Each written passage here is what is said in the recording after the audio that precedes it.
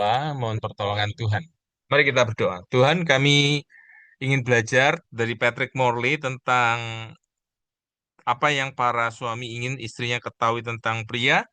Biar ini dapat memberkati banyak orang. Materi ini boleh masuk YouTube dan bisa terus dipakai untuk memberkati banyak keluarga. Urapi penginjil Maria yang membagikan. Urapi kami Tuhan, berkati perekonomian kami, kerohanian kami, pergumulan-pergumulan kami. Tuhan campur tangan sehingga kami keluar sebagai pemenang.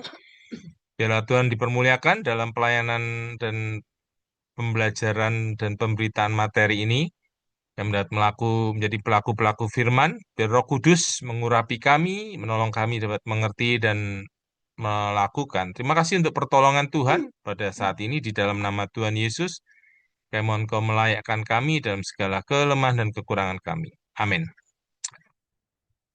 Oke, saya berikan penginjil Maria. Ini lulusan dari psikologi Ubaya dan juga eh, MTH dari Alitea ya. Jadi biarlah apa yang dipelajari ini boleh memberkati kita semua. Eh, Pelayanan kami, pelayanan kabel ini sudah berjalan selama 4 tahun ya. Jadi ini adalah ulang tahun yang keempat.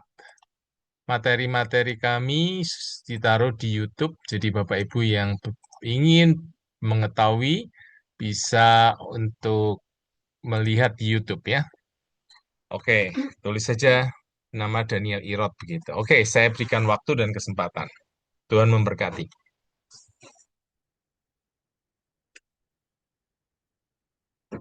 Ya, selamat malam Bapak Ibu yang dikasihi Tuhan. Suatu kasih karunia kita boleh sama-sama ada, kita boleh sama-sama belajar ya. Dari satu buku ya. Ini adalah buku yang akan kita bahas sama-sama. Apa yang para suami ingin istrinya ketahui tentang pria. Hmm.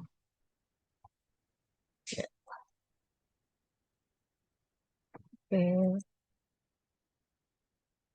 Ini adalah pengarangnya ya, penulis dari buku ini, Patrick M. Morley ya, seorang pemimpin bisnis, penulis 7 buku dan pembicara yang telah memperlengkapi kaum pria dan para pebisnis agar berdampak besar pada dunia. Beliau mendirikan Morley Properties, salah satu perusahaan swasta terbesar tahun 1980-an di Florida. Morley juga Dewan Direktur dari Kampus Crusade for Christ dan Dewan Editorial majalah Newman. Lulusan Harvard Graduate School of Business Owner atau Presiden Manajemen Program dan Reform Theological Seminary. Dia adalah perintis gerakan pria Kristen, yaitu pria sejati. Salah satu bukunya juga boleh mengisi, yaitu uh, The Mirror Man, ya. Jadi istilahnya pria di balik cermin kalau di Indonesia kan bukunya ya. Bersama istrinya Patsy dan keluarga tinggal di Orlando, Florida. Ini singkat saja tentang beliaunya ini. Ya, kita akan lihat sama-sama.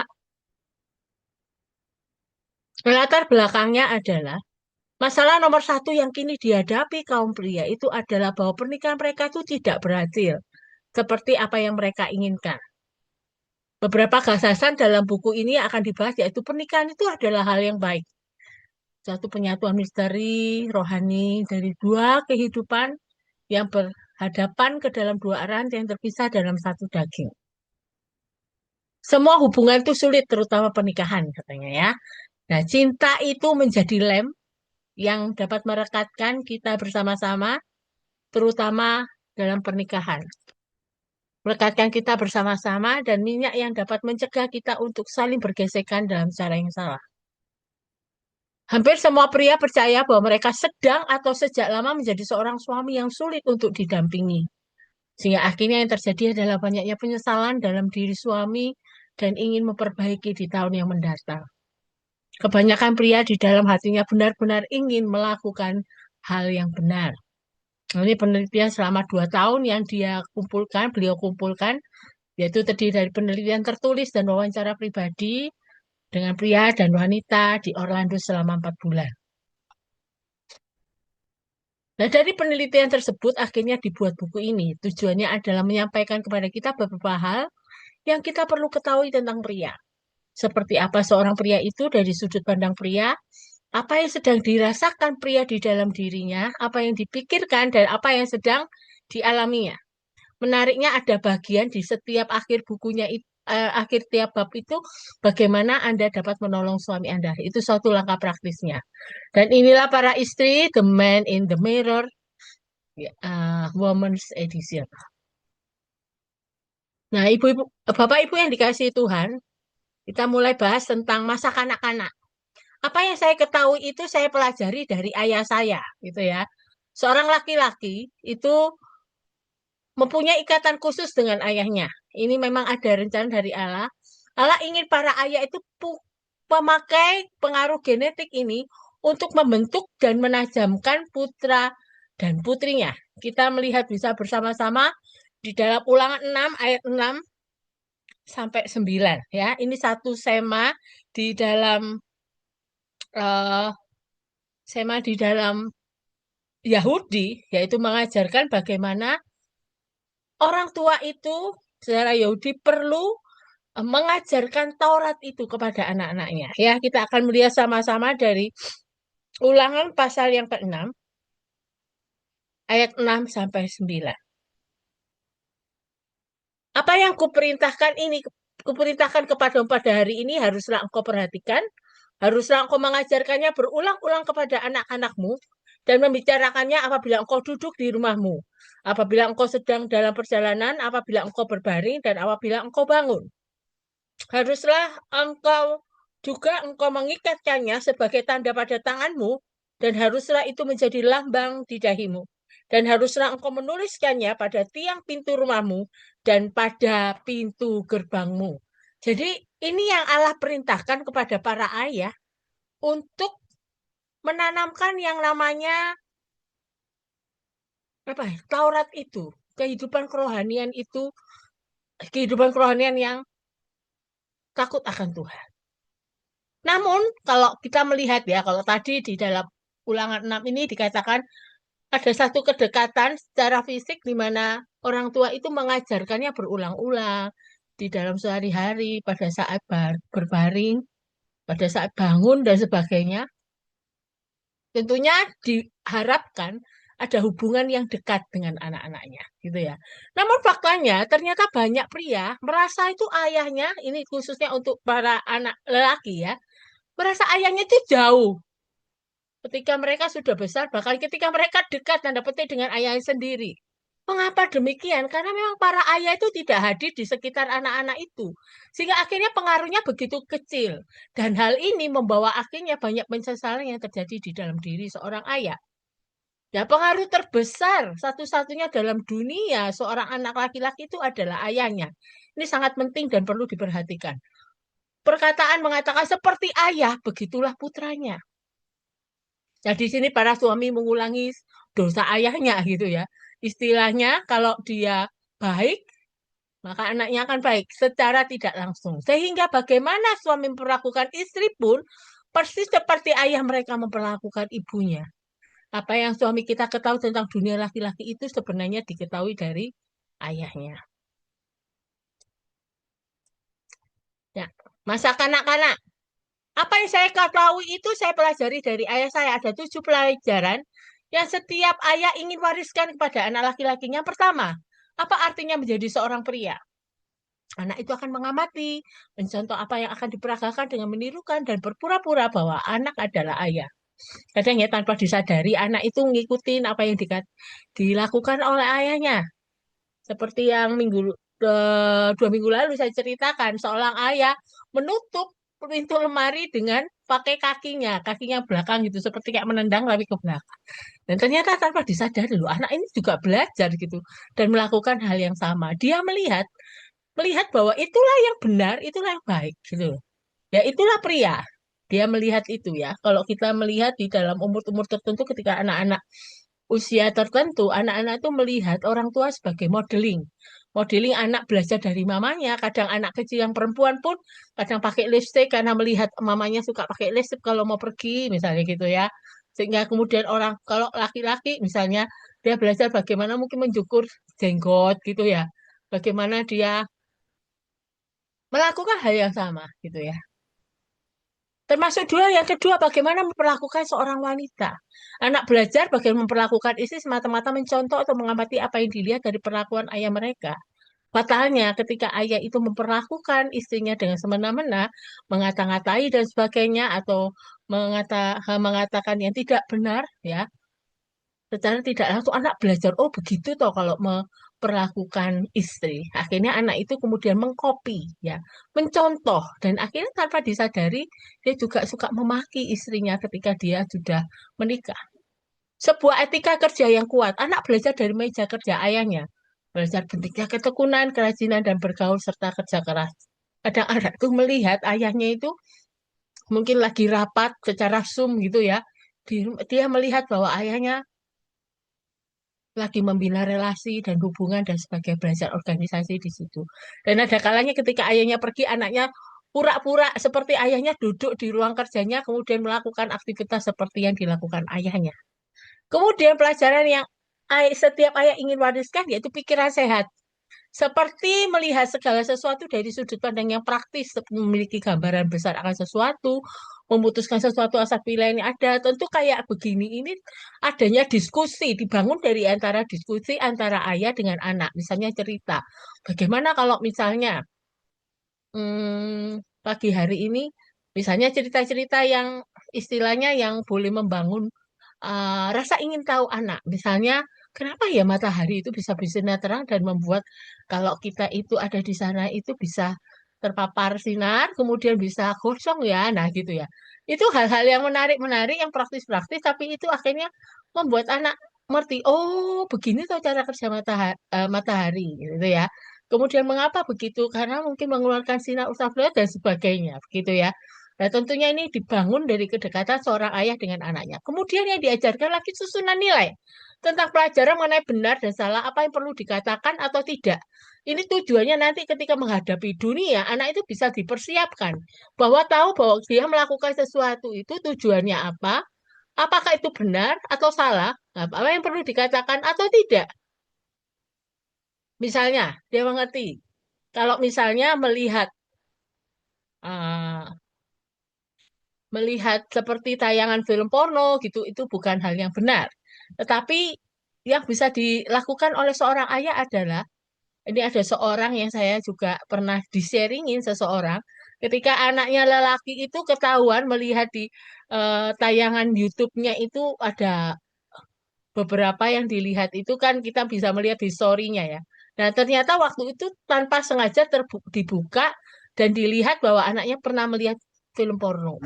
Nah, akhirnya singkat cerita anak ini diajak orang tuanya yaitu ayahnya untuk pergi dan diajak ngomong. Ayah ini tidak menghakimi dan tidak menyalahkan anaknya, tapi diajak berdiskusi. Diskusi yang dilakukan menariknya dari kamu tuh lihat, lihat apa kamu? Kamu lihat ada aja, iya. Kemudian anaknya bilang, ya, nggak maaf, dia bilang anak itu melihat wanita telanjang dan sebagainya.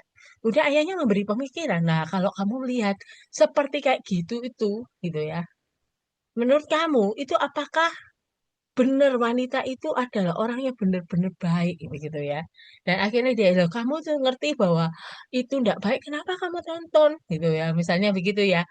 Kita coba lihat sama-sama. Nah, dia ada diskusi. Nah, itu secara tidak langsung ketika hal itu terjadi, komunikasi itu terjadi. Secara tidak langsung, ayah itu memberikan nilai-nilai kepada anak sehingga ketika dia nantinya besar, dia membawa nilai-nilai itu untuk dia gunakan apa yang perlu atau tidak di dalam dunianya. Dan selanjutnya kejujuran hati, mengatakan kebenaran teliti dalam hal rinci, memberikan tambatan moral dan landasan. Jadi merunya kamu jujur, ayo kamu melakukan apa ini tidak boleh, jangan melakukan ini karena nanti akibatnya ini. Anak bisa diajak omong, diskusi juga. Selanjutnya warisan rohani. Nah, ini ayah, seorang ayah bisa mengajarkan kepada anak laki-lakinya tentang renungan keluarga, jadi bisa bersama-sama di dalam keluarga. Di sini warisan rohani ini ayah memberikan teladan bagaimana kalau dia itu juga memiliki hati yang takut akan Tuhan dan punya kebiasaan-kebiasaan kerohanian yang bisa diterapkan di dalam keluarganya. Misalnya mau tidur, dibacakan kisah Alkitab. Udah ada ibadah keluarga, ada renungan keluarga, dan sebagainya ya. Nah, bagaimana sebenarnya para istri dapat menolong suami mereka? Nah, ini satu hal yang sangat penting. Di sini para istri menjadi seorang pendukung. Jadi ketika suami itu pun kalau punya masalah-masalah yang tidak terselesaikan dengan ayahnya yang bisa menyebabkan kepedihan bagi suaminya, sebagai seorang istri kita perlu beri semangat kepada suaminya untuk bisa rekonsiliasi dengan ayahnya. Jadi misalnya sejak kecil suaminya itu selalu diberi kata-kata minta maaf, kamu anak yang bodoh. Kamu nggak mungkin berprestasi, gitu ya.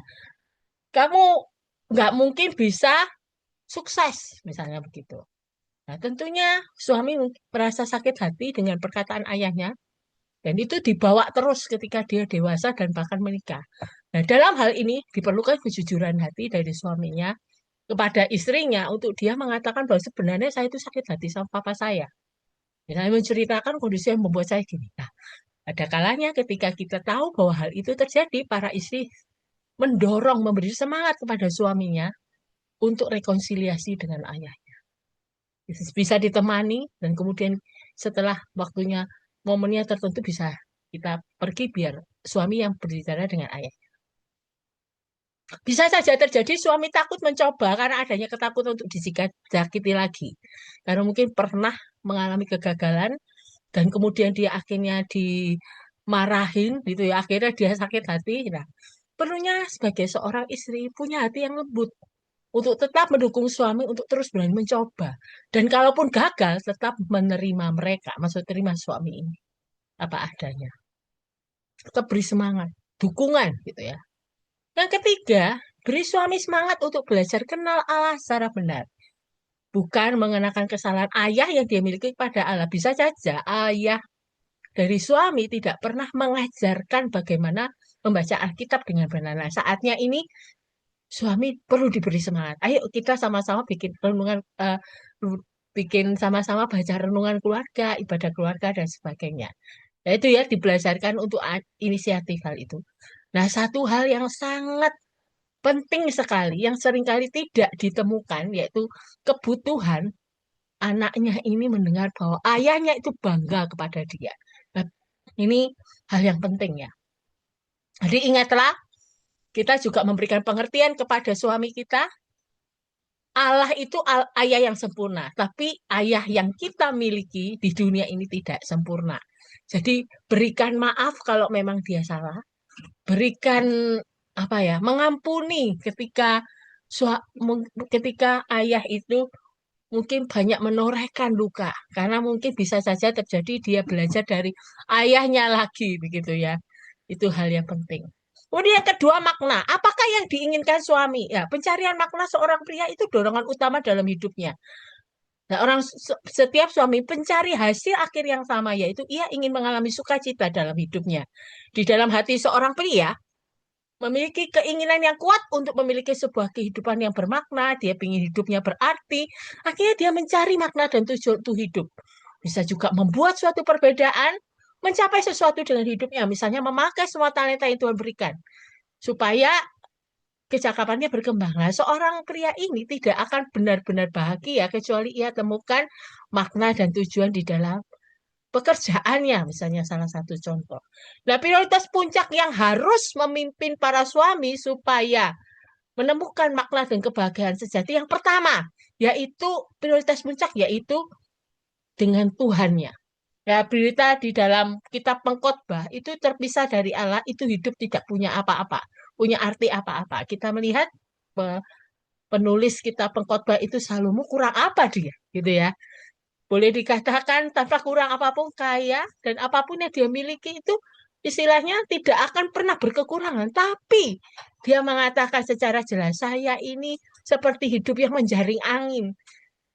Sia-sia semuanya, begitu ya. Tapi menariknya di sini kalau hidup yang dengan mengandalkan apa yang kita miliki itu akan menjadi sia-sia.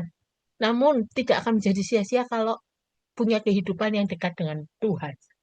Nah, kita tidak dapat menemukan makna kekal kalau kita terpisah dari Allah. Prioritas puncak kedua, istrinya. Ya, setelah prioritas pertama yaitu Allah, maka prioritas kedua itu istri. Makanya perlunya suami itu menghargai, mencintai, dan memelihara istri. Yang ketiga baru anak-anaknya.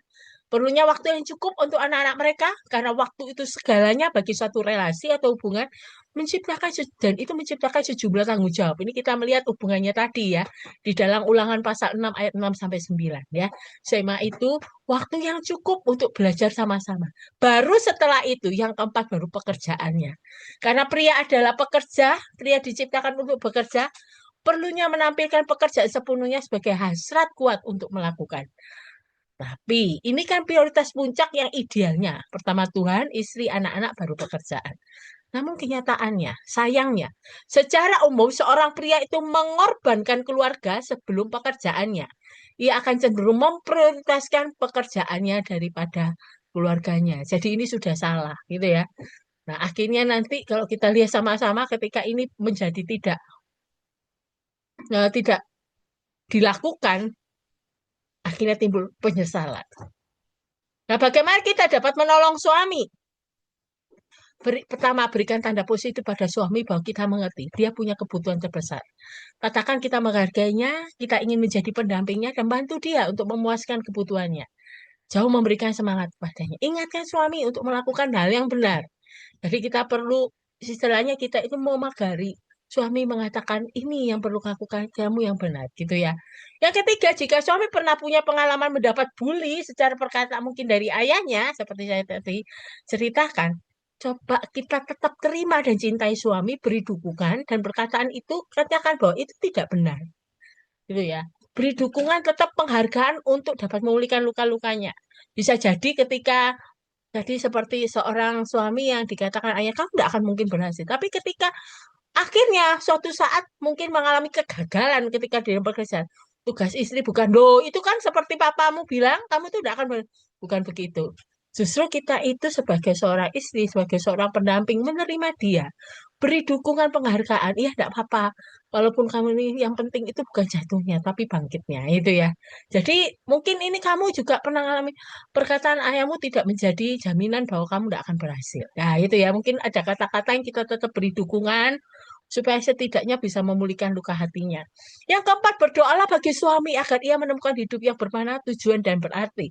Ini penting sekali karena kekuatan doa seorang istri itu sangat luar biasa bagi seorang suami.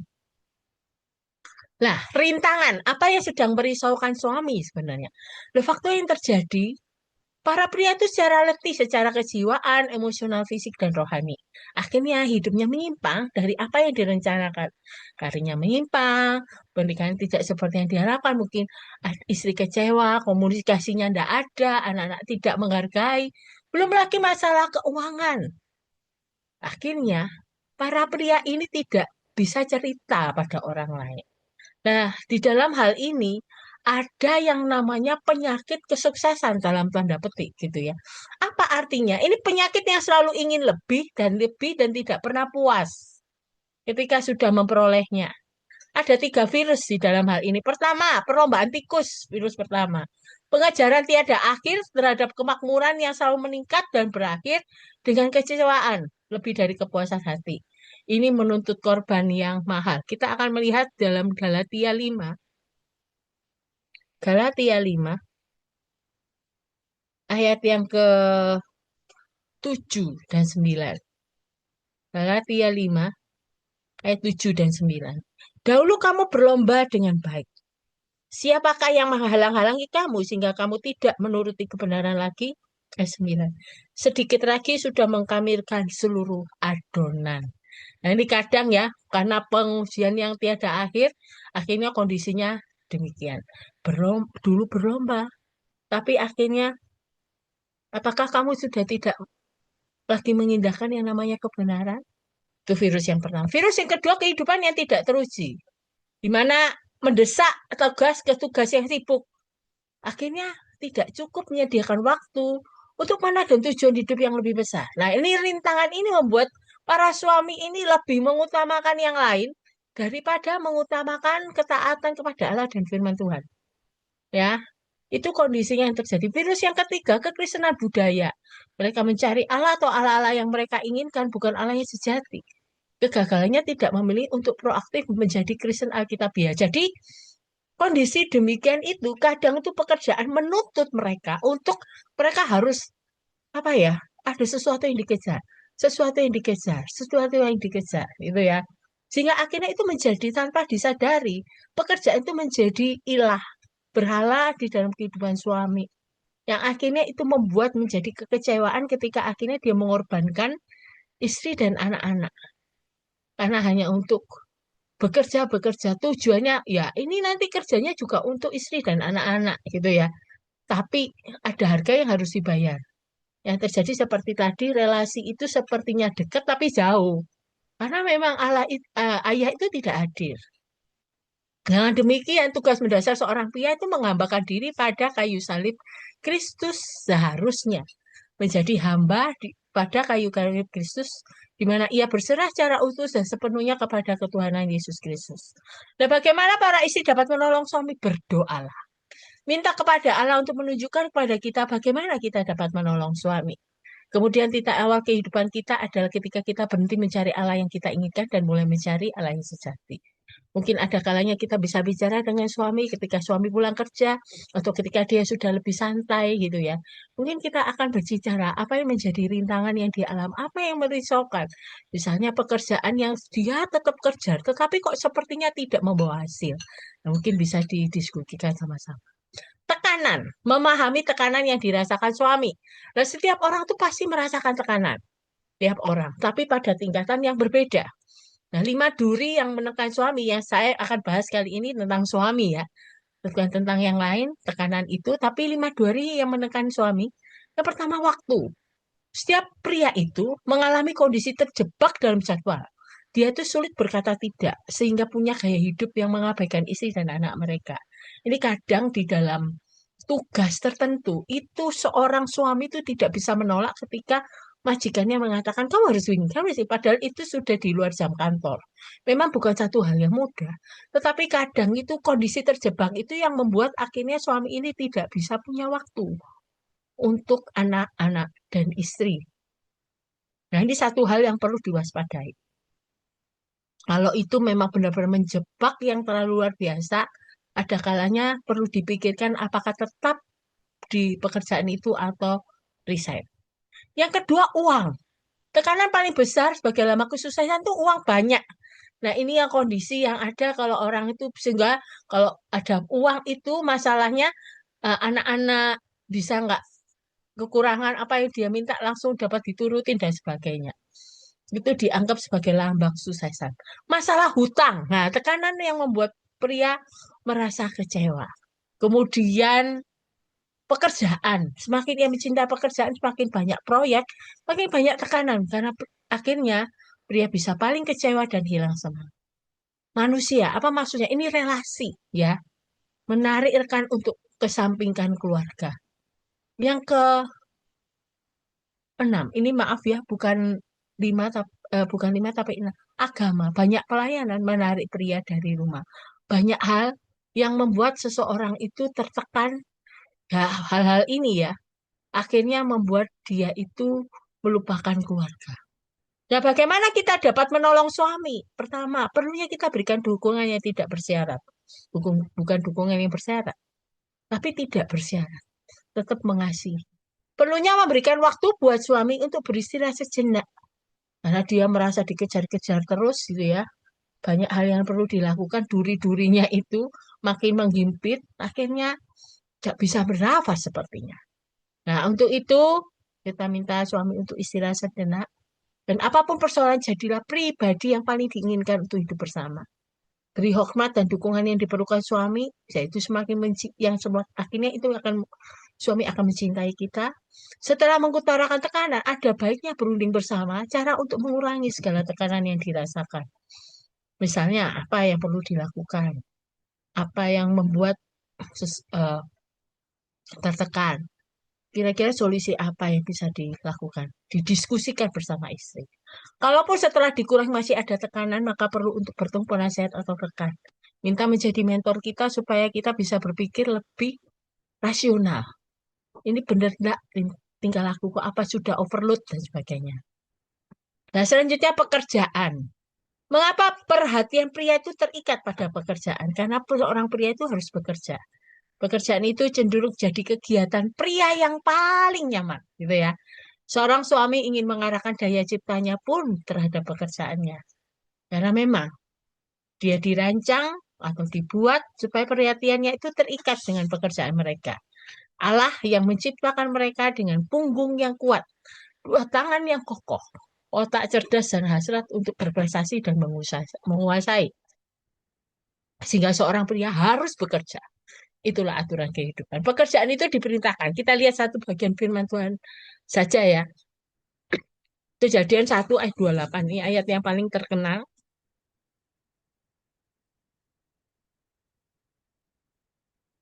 Kita akan lihat sama-sama Kejadian 1:28. Allah memberkati mereka, lalu Allah berfirman kepada mereka, beranak cuculah dan bertambah banyak.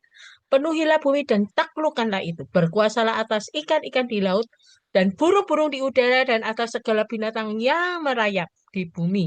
Ini salah satu aja ya.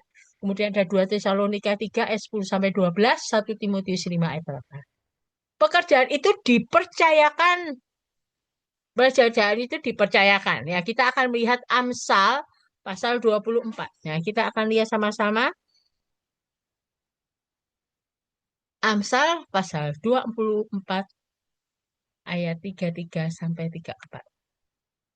Tidur sebentar lagi, mengantuk sebentar lagi, melipat tangan sebentar lagi untuk tinggal berbaring. Maka datanglah kemiskinan seperti seorang penyerbu dan kekurangan seperti orang yang bersenjata. Ya, nah seperti pekerjaan itu dipercayakan bukan untuk dibuat bermalas-malasan.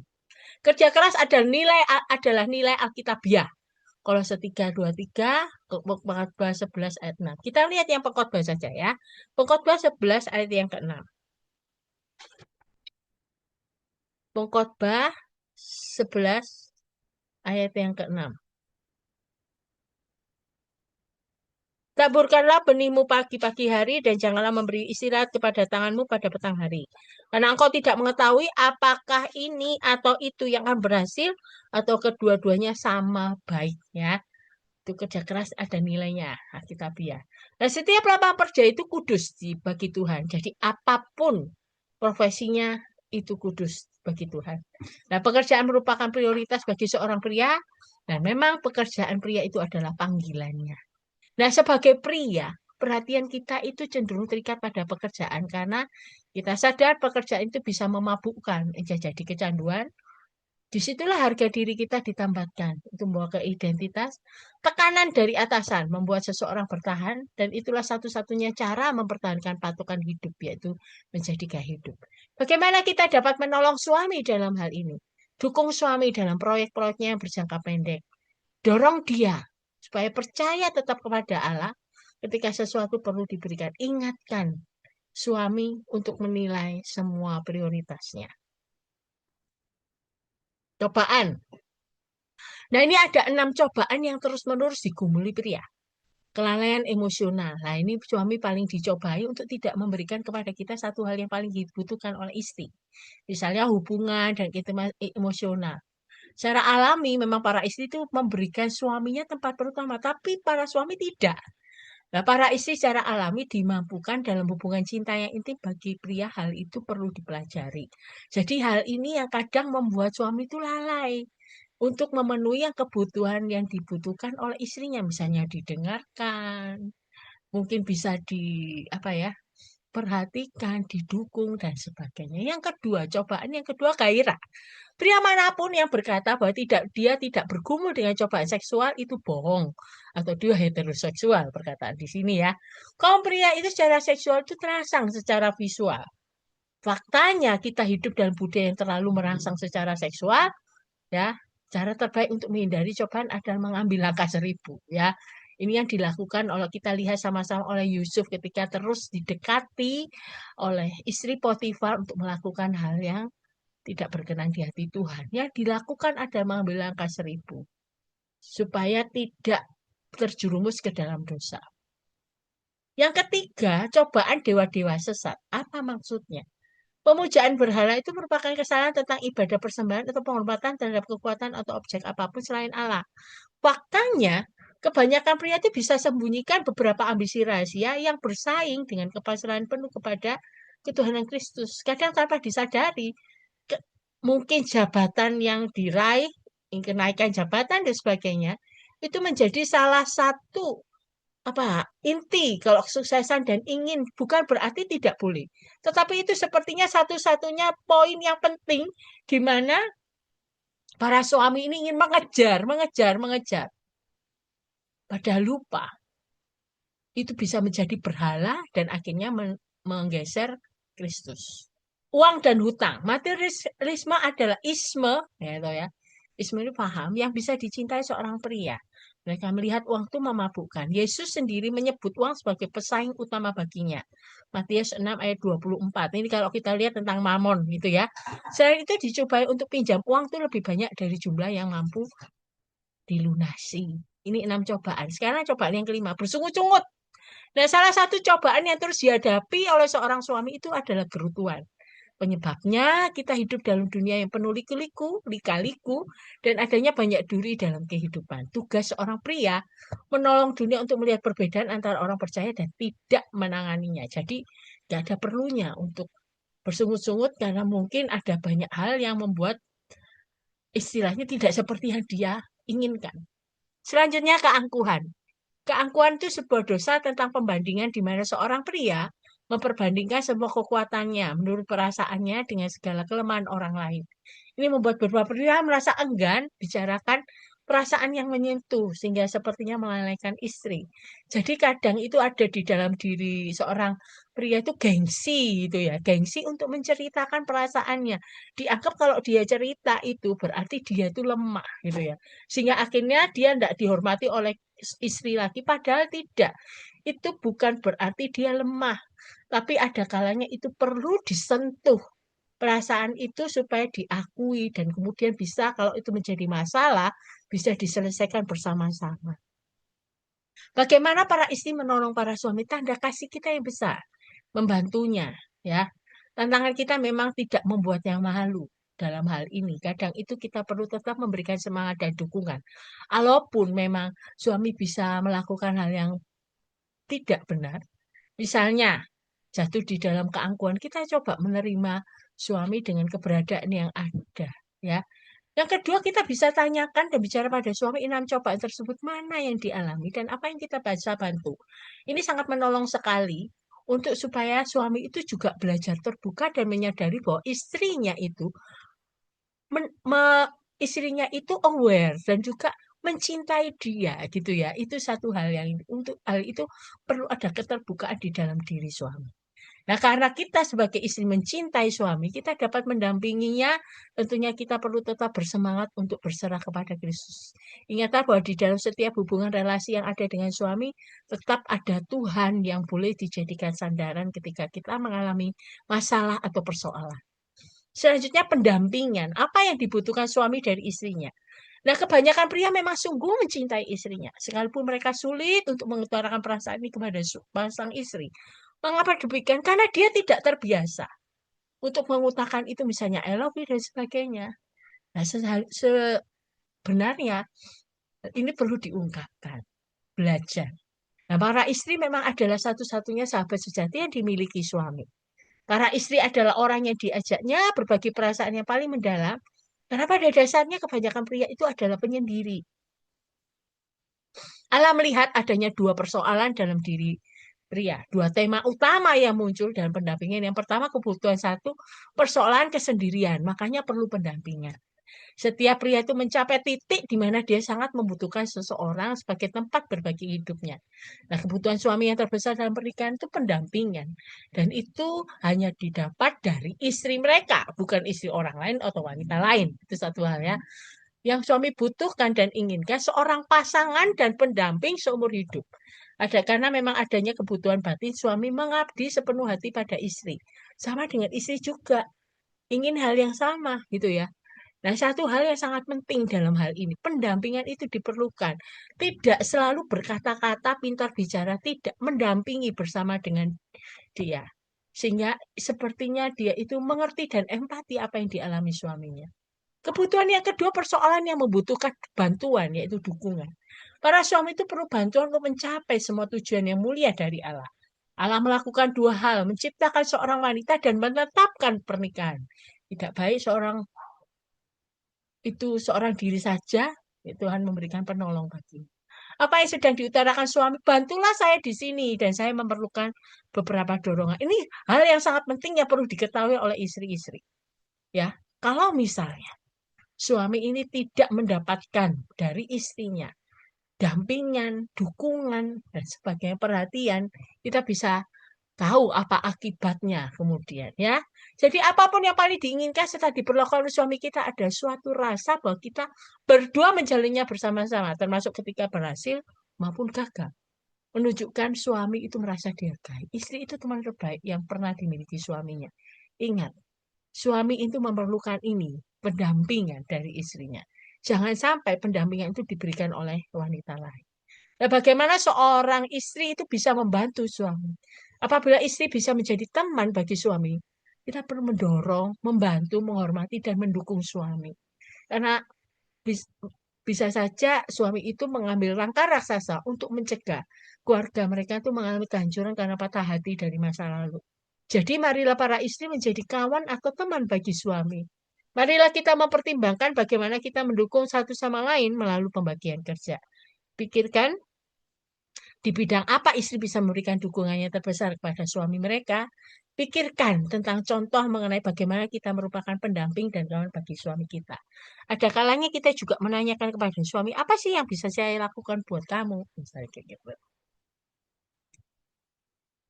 Selanjutnya, yang dibutuhkan seorang pria dari istrinya keintiman fisik. Nah, biasanya suami menginginkan seks yang lebih, sementara istri memang lebih menginginkan sentuhan.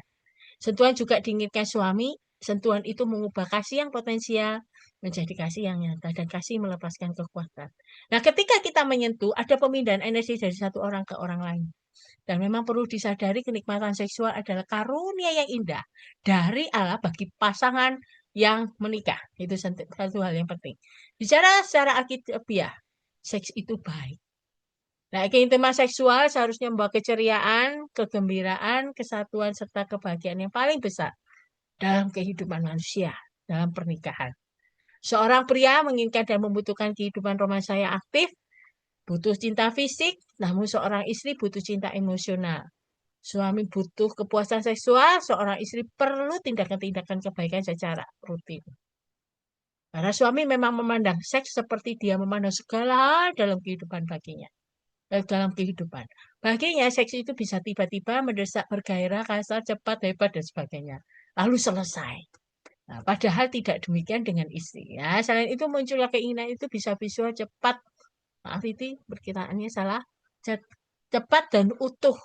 Kebanyakan pria memang sulit melakukan pengendalian atas munculnya keinginan seks mereka. Ini hati-hati, perlu dikendalikan.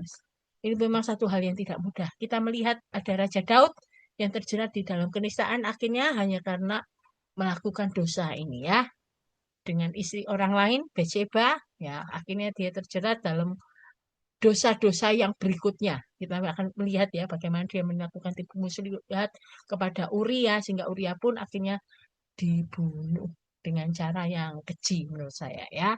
Hanya untuk menutupi dosa yang dia lakukan. Nah, bagi para istri keinginan seksual adalah perlahan, tenang dan dihayati. Beda dengan suami. Untuk hal itu perlu adanya balance, keseimbangan satu dengan yang lain.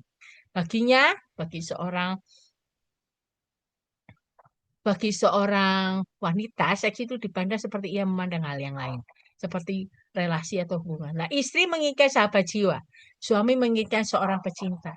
Setiap pasangan dapat memiliki kehidupan seksual yang lebih meningkat dengan memahami perbedaan seksual di antara suami dan istri. Jadi perlu adanya komunikasi satu dengan yang lain. Bagaimana kita dapat menolong suami? Berikan suami semangat tentang betapa kita menikmati sentuhannya dan berilah contoh khusus bagaimana melakukannya dan perlu belajar untuk peka akan selera seksual suami. Bisa dibicarakan, bisa didiskusikan dalam hal ini. Komunikasi. Apa yang ingin diutarakan kaum pria, tapi mereka sulit melakukannya. Ada 5 tahap komunikasi sebagai suami istri. Tahap pengenalan. Tahap pengenalan itu saling mengusona karena baru menikah. Mungkin bisa saling curiga, saling tertarik, dan segala hal. Pusat perhatian dalam masa ini kebersamaan. Nah, peranan wanita memperlihatkan bahwa dia akan mencintai kekasih lebih baik dari wanita siapapun yang dia jumpai. Sedangkan pria, dia akan membuktikan ia akan cintanya lebih baik dari pria lain di dunia. Jadi sepertinya tidak ada yang nyaingi di antara suami dan istri ini. Tetapi ini memang mencari tahu bagaimana kita berhubungan dengan pribadian sekaligus temperamen yang unik tentang dia yang akan menghabiskan seluruh sisa hidup bersama-sama. Jadi ketika menikah, waktu pertama kali masa pengenalan itu ada. Ketika melihat, oh ternyata dia punya kebiasaan, oh kayaknya kebiasaan ini dan sebagainya ya. Kebersamaan itu akhirnya dilakukan. Yang tahap kedua bulan madu. Waktunya pencegahan, mengembangkan rutinitas, menata rumah, saling mengenal dengan cara baru. Kok bisa konflik ya bodoh dan istilahnya dan egois, mengejar impian, mengembangkan pekerjaan, bersenang bersama. Nah, peran wanita mengatur rumah tangga, cari pekerjaan atau karir kalau misalnya kebutuhan ekonomi dibutuhkan gitu ya. Yang pria mengembangkan karir, bantu istri, mungkin atur rumah tangga. Ini bisa saling satu dengan yang lain ya, mengambil pekerjaan bersama. Penyentuhan komunikasi diusahakan maksimal. Tingkatkan komunikasi selama tahap ini dengan membuat komitmen seumur hidup menjadi sahabat yang terbaik. Jadi bersama-sama itu. Tapi yang ketiga membangun masa yang rumit, ada perluasan, pemulaian pengasuhan sebuah keluarga. Ini dimungkinkan ketika anak-anak sudah ada di dalam keluarga itu. Bagi suami ini adalah kekuatan yang terbesar, tapi menghabiskan jumlah energi terbesar.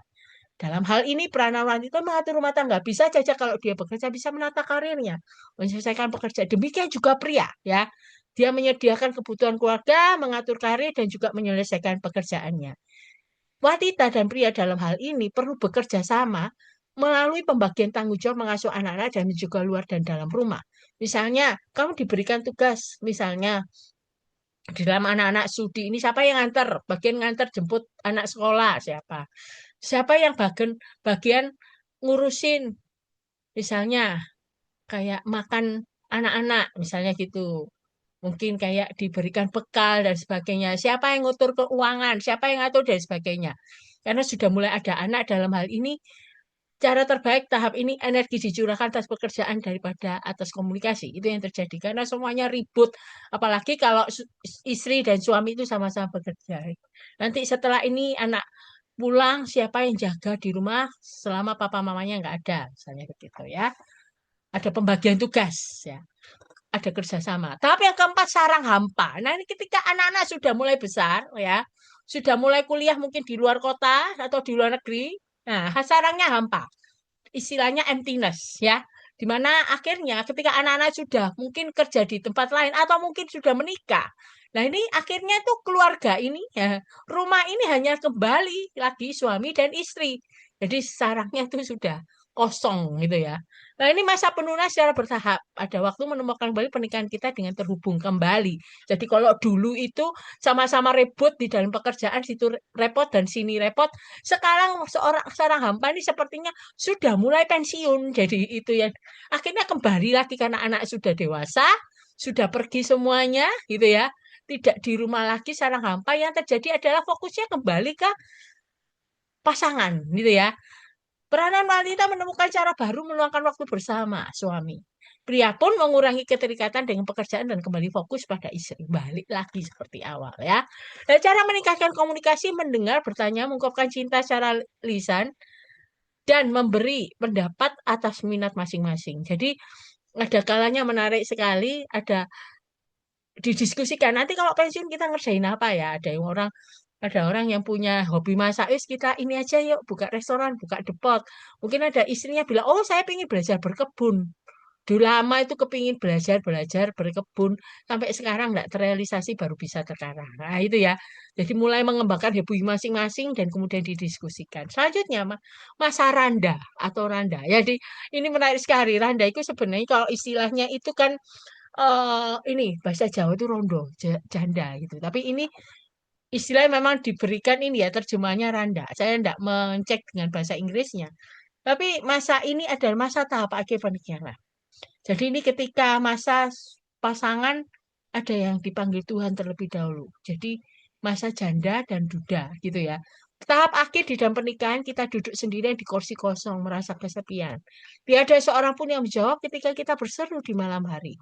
Tidak ada seorang pun yang bisa diajak bicara. Semua kini tinggal kenangan, apakah pahit atau manis. Lakukan apa yang mau kita lakukan. Jangan larut dalam kepedihan karena ini memang harus terjadi.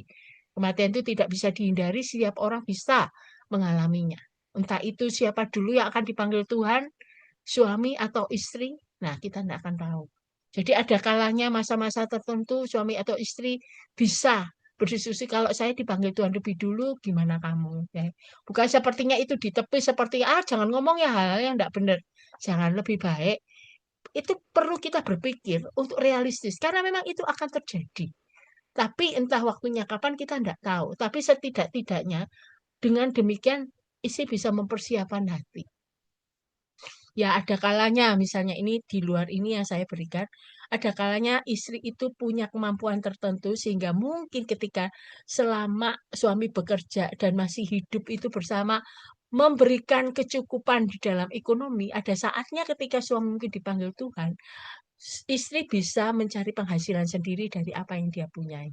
Jadi ada baiknya seorang istri juga memiliki keterampilan tertentu sehingga misalnya suatu saat Tuhan panggil suaminya lebih dulu dipanggil Tuhan, itu dia tidak kehilangan penghasilan, dia bisa melakukan ini dan itu. Begitu ya. Itu yang mungkin itu dulu kesenangannya yang mungkin tertunda ketika dia harus merelakan diri menjadi seorang ibu rumah tangga setelah menikah dan sebagainya. Dan itu bisa dilakukan setelah demikian. Jadi itu mengurangi rasa kesepian yang begitu luar biasa.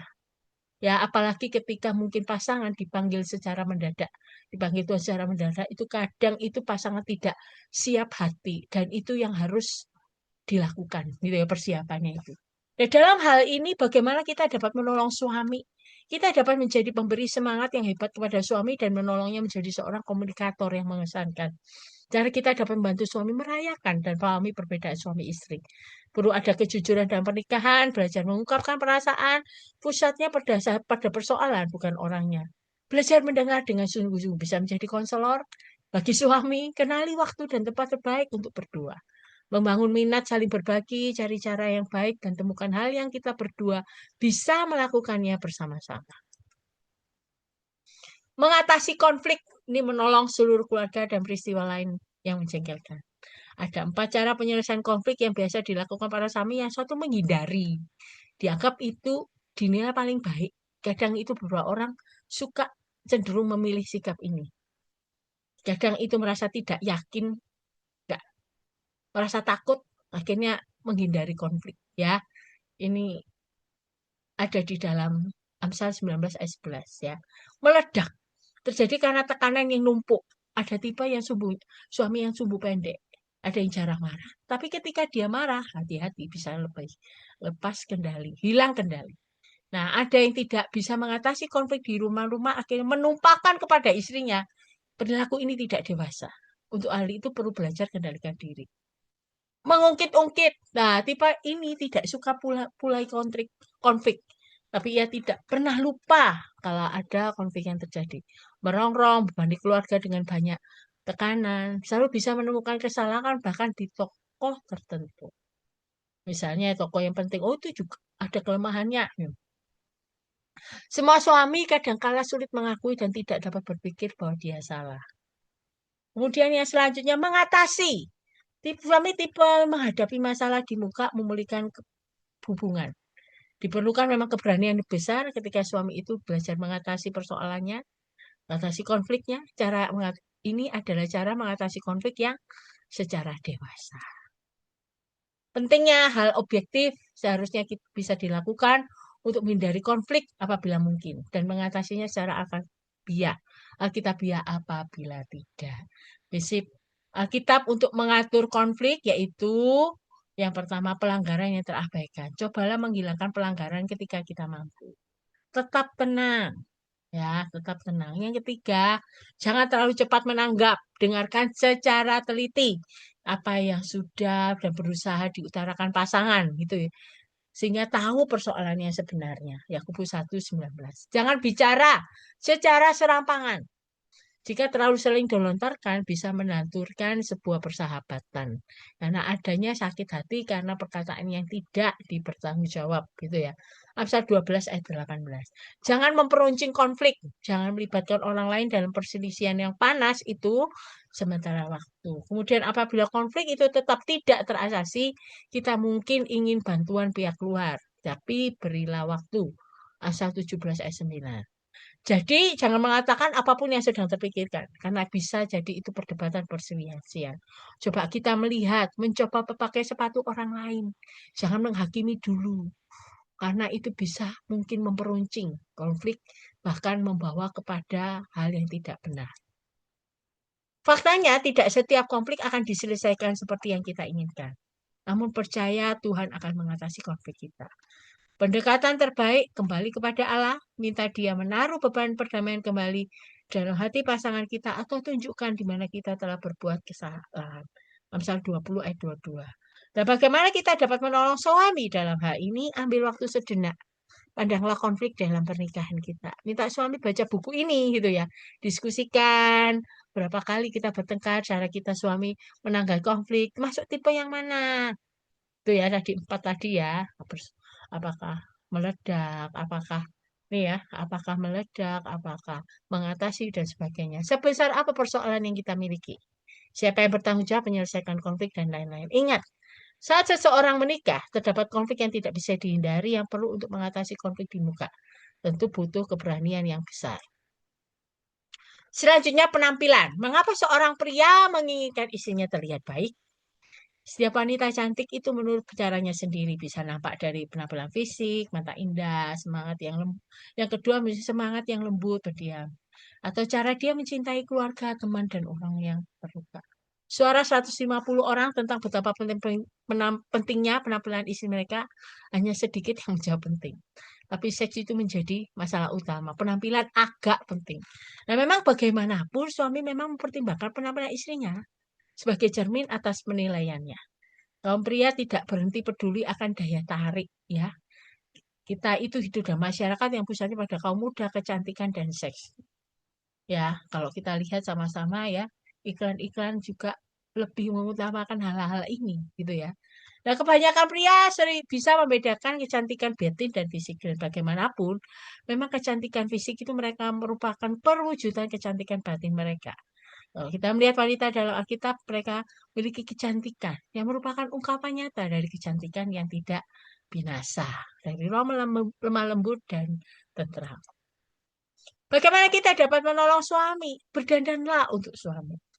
Setiap wanita memilih, sadar atau tidak, untuk mempertahankan penampilannya. Bagi satu dari 5 pemirsa utama, suami, teman sebaya, pria lain, dirinya tidak seorang pun. Dia tidak peduli, yang tidak peduli atas penampilannya. Dengarkanlah suami kita, terutama bila dia berulang-ulang membahas masalah tertentu. Misalnya, kamu kalau pakai kok keluar, jangan pakai baju yang pendek. Nah, itu kalau dikatakan demikian itu berarti itu harus warning gitu ya, peringatan yang perlu didengarkan gitu ya. Itu hal yang penting dan suami sebenarnya ingin kita itu pakai celana panjang atau rok yang tidak pendek, celana yang tidak pendek gitu ya. Nah, apabila kita merasakan kurangnya minat romantis suami kita, tatapannya dan sentuhan fisiknya, perhatikan penampilan kita. Buatlah perubahan yang sesuai. Sadari bahwa saat istri berbusana kehormatan itu membuat suami bangga dalam hati menjadi suaminya dan para suami menginginkan hal itu. Kadang itu cerminan ya. Istri itu cerminan ketika berpenampilan tertentu bisa saja suami itu seperti istrinya siapa itu. Nah, gitu ya. Jadi itu harga diri juga naik. Menjadi ayah, pandangan suami kita yang berubah tentang menjadi seorang ayah. Menjadi seorang ayah itu suatu tugas yang mulia. Kebanyakan pria dalam hatinya ingin seperti ayah mereka sendiri, yang baik, atau ayah baik yang belum pernah mereka miliki. Sadari bahwa kaum ayah dalam setiap generasi selalu menginginkan yang terbaik bagi anak-anaknya. Banyak pria punya sedikit latihan bagaimana menjadi ayah yang baik. Data dari seminar dan penelitian Morley.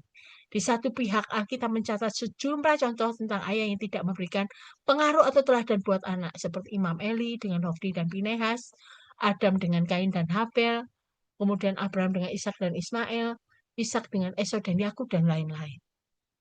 Namun kita bisa melihat walaupun contohnya tidak baik gitu ya, tapi tetap Tuhan pakai mereka menjadi alat yang luar biasa. Pada pihak lain karena anugerah Allah itulah membuat banyak orang muda mencintai Allah meskipun ayah mereka tidak mencintai mereka. Bagaimana kita dapat menolong suami? Suami itu termasuk gaya hidup yang mana? Ayah yang lepas tangan dan yang siap sedia. Jika suami itu tipe yang lepas tangan, tentu akan kehilangan berkat dan kesempatan untuk mendidik anaknya. Karena dia tidak mau tahu, tidak peduli dengan anak-anak acuh gitu ya. Doakan dan dorong untuk ikuti seminar, konferensi supaya dia menjadi suami yang lebih baik, tidak lepas tangan. Tapi jika suami yang satunya yang siap sedia, ya, perlunya menyeimbangkan jam-jam antara kehidupan dalam bidang rohani, pernikahan, dan pekerjaan. Mungkin sangat menolong untuk beri dorongan pada suami ketika kita tanda petik memergokinya melakukan sesuatu yang benar sebagai orang ayah. Jadi perlunya ada pujian diberikan kepada ayah. Oh, kamu luar biasa ya. Jadi ayah yang bisa membuat dia misalnya senang baca Alkitab gitu ya. Kaum ayah itu memberi tanda kasih unik terhadap keberadaan anak mereka. Mereka dapat menolong, tetapi hal menjadi ayah merupakan tugas yang hanya bisa dilakukan oleh para suami. Nah, ini sangat penting ya. Pergeseran budaya dari lepas tangan ke siap sedia itu cenderung lebih akrab dengan keluarga, gemar pelukan, luangkan waktu lebih bersama dengan anak, dan lain-lain. Ada kisahnya di sini, yaitu ada seorang ayah yang tidak mau rapat di jam tertentu dan hari tertentu karena dia harus menemani anaknya ada pentas di sekolah. Nah, ini ya menjadi satu hal yang menarik sekali ketika ayah itu memberikan luang waktu ketika anaknya maaf berkegiatan di sekolah. Nah, tahun-tahun yang suka hidup dengan pria yang sulit. Seorang pria sulit apabila ia adalah seorang pribadi yang bermasyarakat, tapi sisi gelapnya dia jadi pribadi lain yang tersendiri.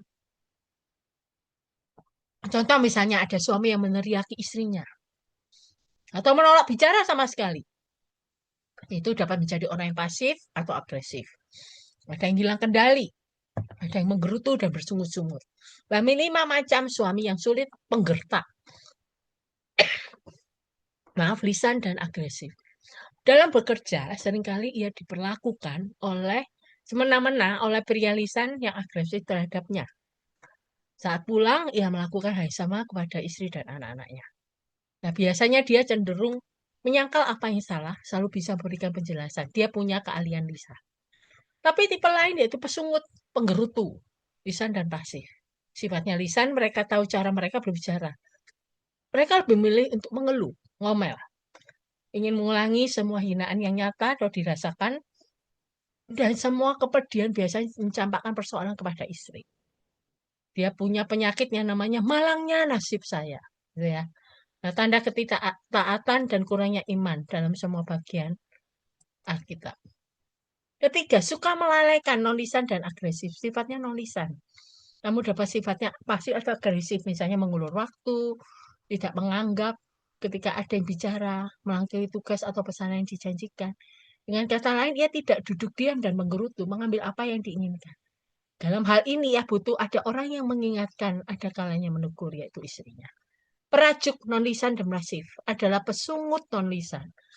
Sama pasif dan sama negatif dengan para pesungut, tetapi mereka tidak suka bicara. Sering membungkus jati dirinya dengan pekerjaan, jadi bagaimana dirinya tergantung bagaimana hari kerjanya berlangsung. Penyiksa bisa termasuk 4 macam yang pertama di atas dan siksaan lisan atau fisik. Apabila seorang pria pernah memukul istrinya dikatakan penyiksa tersangka. Kalau pernah menyiksa lagi dikatakan penyiksa. Dalam hal ini perlu bantuan ahli bagi penyiksa dan korban. Ingat, seorang pria sejati tidak pernah memukul wanita. Nah, bagaimana kita dapat menolong suami dalam hal ini? Kita harus mempersiapkan diri untuk 2 kemungkinan. Suami bisa berubah atau tidak. Jawaban rohaninya bahwa hanya anugerah Allah saja yang bisa mengubah seorang pria. Dan paling baik kita bisa memohon anugerah ini melalui doa. Jawaban praktis adalah bahwa dia harus diperhadapkan dengan kasih dan perilaku yang penuh dosa itu.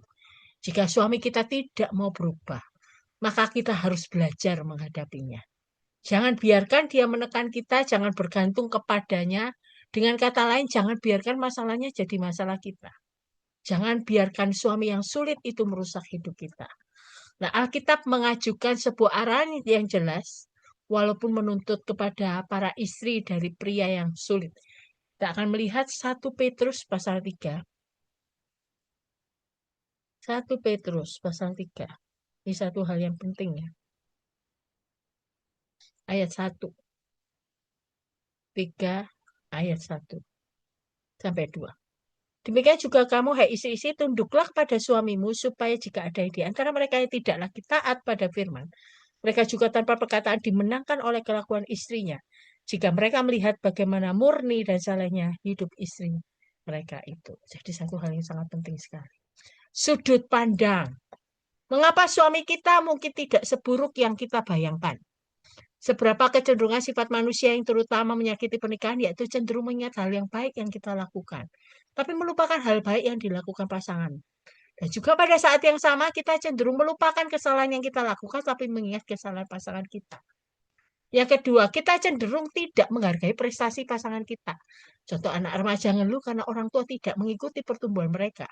Di dalam pernikahan, pemberian pujian yang objektif untuk pertumbuhan dan perubahan dalam diri suami kita itu penting. Selanjutnya, kita cenderung mengharapkan pasangan kita menjadi sesuatu yang tak akan pernah terwujud. Misalnya, seorang suami yang banyak talentanya, banyak gunanya. Ingatlah, suami adalah suami. Ada hal yang tidak bisa dilakukan, tidak sekarang atau tidak akan pernah. Nah, semua kekecewaan biasanya akibatnya dari harapan yang tidak terwujud. Dan apabila kita berharap dia mampu menjadi palu dan gergaji, itu kita harus revisi harapan kita. Bagaimana kita dapat menolong suami? Ya, duduk dengan suami, tanyakan. Apakah dia merasa kita hargai? Apakah dia merasakan tali kasih dari kita dan lain-lain. Sekarang kita bisa ambil kertas, gambar sebuah lingkaran, gambar juga sepotong kue yang mewakili hubungan kita dengan suami. Gambarnya satu potongan dalam skala itu tentang apa yang tidak baik dalam hubungan kita. Seberapa besar itu ya. Pikirkan sisa kue itu jadi gambarin gitu. Mungkin itu sebagai salah satu contoh gitu ya. Apa yang tidak baik, seberapa besar dalam hubungan kita. Mungkin bisa digambarkan. Kita bisa memikirkan sisa kuenya itu seberapa besar. Dan daftarkan semua hal yang kita hargai tentang suami. Bisa buat kencan, katakan segala hal, daftar itu bahwa kita menghargai dia. Kita juga boleh menambah tekanan dalam hubungan kita karena adanya harapan yang tinggi, yang berlebihan. Tutup diskusi dengan doa, di mana ada komitmen dalam diri kita untuk menjadi seorang yang memberi dukungan yang lebih kepada suami. Nah, ini menarik sekali. Tahun-tahun emas. Bersiap-siap untuk musim dingin. Ini istilah mereka. Apa yang terjadi kepada suami? Para suami. Yang pertama, penyesalan. Jadi ketika tahun emas itu berarti sudah makin tinggi pernikahannya, usia pernikahannya. Penyesalan yang paling menonjol dalam pikiran, andai saja saya punya waktu lebih banyak bersama keluarga saya. Atau semua pikiran tentang apa yang seharusnya terjadi. Dan itu kadang membebani pikiran. Mungkin juga yang terjadi adalah energi. Saat tahun demi tahun berlalu, perlu kesadaran kemampuan kita tidak sama seperti sebelumnya. Energi kita sudah tersadap dan suatu saat kita akan meninggal. Apa yang terjadi di tahun emas? Ambisi mulai bergeser. Dengan berapa kali gagal atau menang, ini ingin mencapai kesuksesan yang berarti. Ambisi itu bisa menghasilkan sesuatu.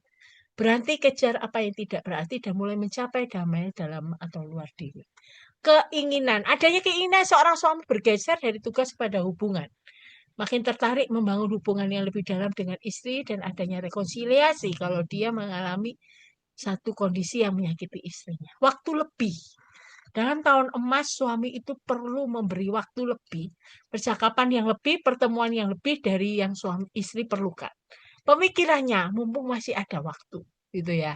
Tekanan berkurang. Mengapa? Karena dia sudah tidak bekerja lagi, ya. Satu perubahan yang penting mengurangi besarnya tekanan pada istri mereka. Dia ingin menghormati istri dengan memudahkan hidupnya, lebih realistis, lebih fokus pada kebaikan yang ada di rumah daripada kerahkan disiplin terus-menerus. Ada kalanya perlunya memberikan tekanan apa ya? Realistis itu.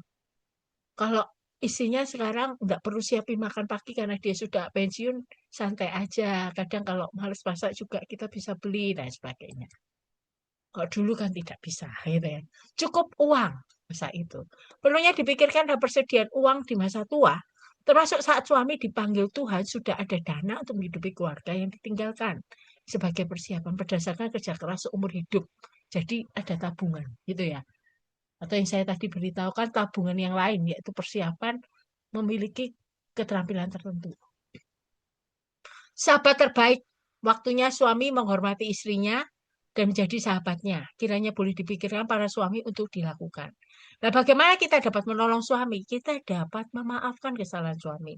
Dan penerimaan tanpa syarat kalau tadi memang ada penyesalan yang dialami. Bantu suami itu berhubungan dengannya, dorong kurangi tekanan, diskusi apa yang akan terjadi setelah pasangan meninggal dan lain-lain. Perlu menyesuaikan hidup untuk dilalui bersama ini tentang keuangan dan sebagainya. Jadilah sahabatnya jangka panjang karena dia perlu jaminan dari waktu ke waktu. Oke, kesimpulannya adalah pernikahan itu adalah hal yang baik. Pernikahan itu adalah karunia mulia dari Allah. Dan inilah doa kita, yaitu semoga Allah memberkati hari-hari pernikahan kita. Dan semoga suami kita menjadi seseorang seperti yang Allah kehendaki. Tuhan memberkati setiap kita. Nah, Bapak Ibu yang dikasihi Tuhan, saat banyak yang disampaikan di sini memang banyak sekali gitu ya. Tapi ini yang saya bisa ringkaskan yang memberikan kesimpulan buat Bapak Ibu yang terkasih gitu ya. Jadi kalau misalnya Bapak Ibu ingin mendapatkan Canva, saya buatin Canva ya. Ini saya bisa berikan slide-nya untuk dibagikan. Silakan menulis di kolom chat di Zoom ini gitu ya, nomor dari Bapak Ibu untuk kemudian nanti selesai acara saya akan kirimkan gitu ya. Bersama dengan Pak Dani nanti akan kirimkan berdasarkan nomor WA yang dicantumkan di chat. Nah, gitu ya. Chat WA di Zoom ini ya, chat di Zoom ini dan biarlah kita boleh belajar satu dengan yang lain. Pernikahan itu memang tidak mudah karena menyatukan dua pribadi, katakan misteri gitu ya. Dikatakan tadi, tapi itu rahasia yang luar biasa ketika Tuhan memberikan karunia pernikahan untuk kita hidupi itu menjadi satu hal yang berbeda untuk kita hidup dengan berbagai kesulitan, masalah yang ada. Kiranya Tuhan yang memampukan kita. Ini ada gambar yang menarik, ada Tuhan yang bersama suami istri. Ya, pernikahan Kristen itu begitu indah karena menyertakan Tuhan sebagai kepala keluarga. Ya, silakan dari Bapak Ibu mungkin ada yang memberikan pertanyaan, saya persilahkan. Terima kasih kedatangannya gitu ya. Untuk Bapak Ibu yang terkasih, saya persilahkan. Mungkin ada yang mau memberikan pertanyaan atau memberikan tambahan atau memberikan apapun. Kami dengan senang hati menerima. Ya, terima kasih Bapak Ibu. Kalau ada yang ingin bertanya, silakan ya.